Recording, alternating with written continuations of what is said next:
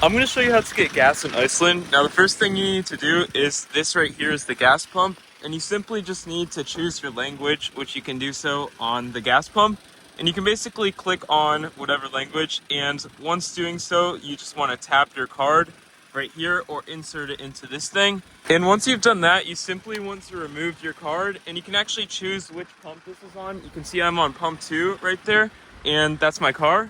So I'm going to click on pump 2 right here, and doing so, it will allow me to use pump 2. And you simply want to choose whichever one you want. In this case, I'm just looking for normal gas, so I'm going to go for this one right here.